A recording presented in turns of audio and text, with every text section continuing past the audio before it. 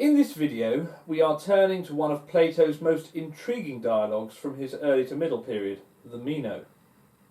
In it, Socrates and a young nobleman named Meno set out to answer what seems a simple question: can virtue be taught?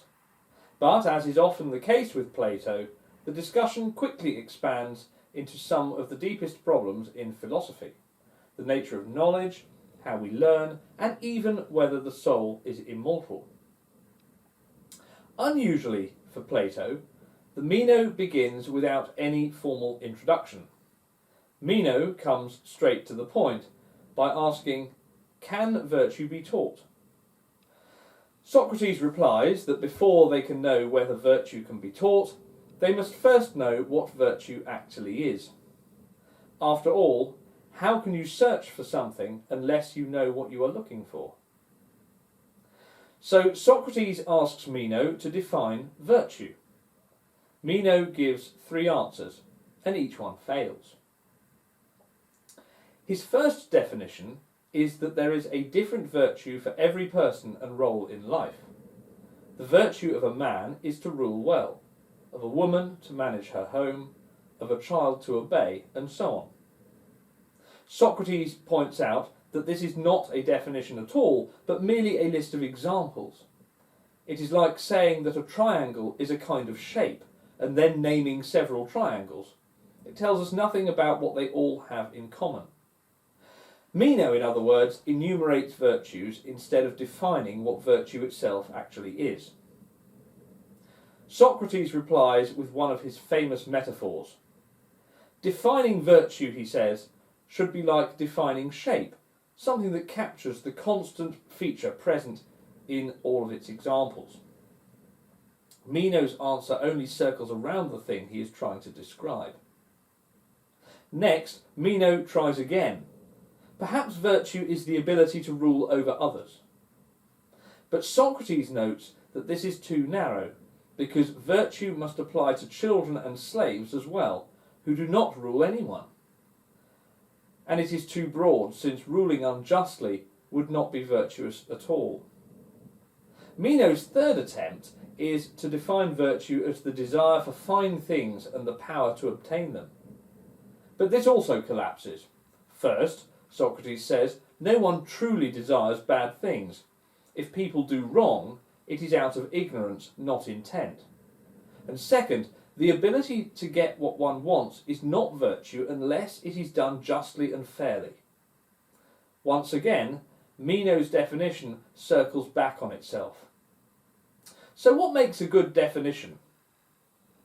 Socrates explains that a definition must tell us the essence of the thing, what makes all instances of it the same kind of thing.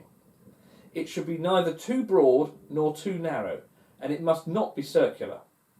A triangle, for instance, can be defined as a plane figure bounded by 3 straight sides. That tells us both its wider class and what makes it unique.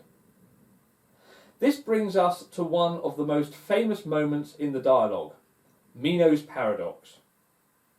Exasperated, Meno asks, how can you look for something when you don't know what it is? If you do not know it, how will you recognize it when you find it? In other words, how can you search for knowledge without already knowing the nature of the thing you are searching for? Socrates' answer is extraordinary. He claims that all learning is, in fact, recollection. The soul, he says, is immortal and has lived many lives.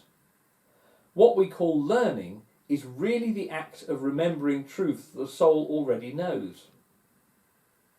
To demonstrate this, he calls over one of Meno's slave boys and begins asking him questions about geometry. Socrates draws a square in the sand and asks the boy to find the length of its side if its area is doubled. At first, the boy answers incorrectly. Socrates continues to question him, never telling him the answer, only guiding his reasoning. Gradually, the boy reaches the correct conclusion on his own. Socrates points out that he has not taught the boy anything, he has only helped him recall knowledge that was already within him. This, according to Plato, is the theory of recollection. It allows Socrates to sidestep Meno's paradox. We can search for knowledge because the truth is already latent within us, waiting to be awakened. The soul, he says, existed before birth and will continue after death. It has been suggested that Socrates' questioning of the slave boy amounts to leading the witness, so to speak. Although the boy has learned something for himself through reasoning, that is far from proving the veracity of the theory of recollection.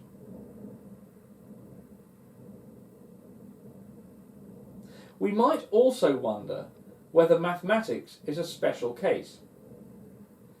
Is it because mathematics deals with abstract, necessary truths that this process of recollection works so cleanly? Could the same method be used to discover moral truths, such as what courage or justice are? Or does virtue, unlike geometry, require experience and teaching?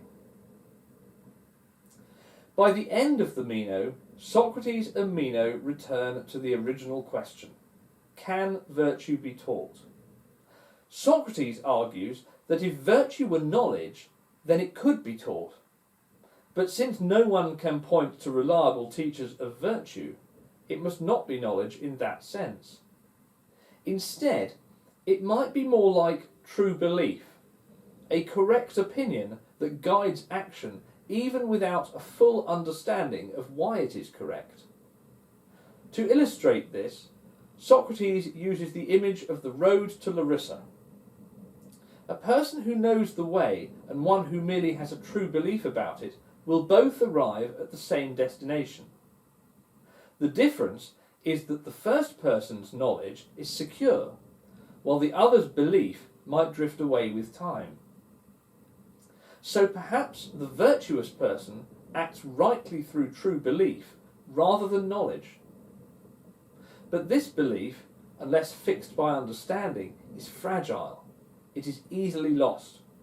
The philosopher's task, then, is to turn true belief into knowledge, to tie it down, as Socrates puts it, by giving an account of why it is true.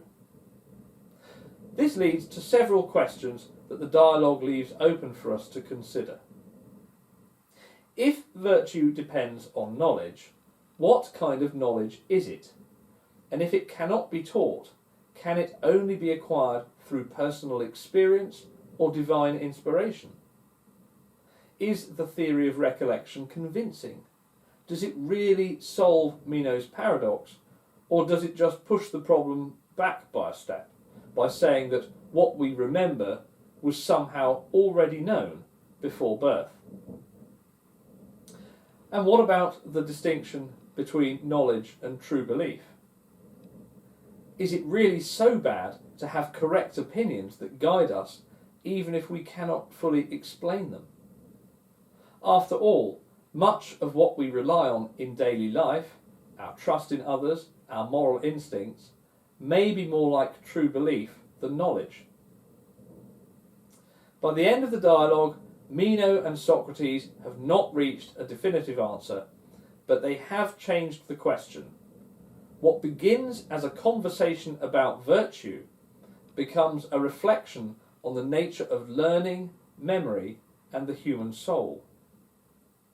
Plato's Meno is, therefore, a turning point, the moment where philosophy begins to reach beyond everyday questions of ethics and into the larger questions of knowledge itself.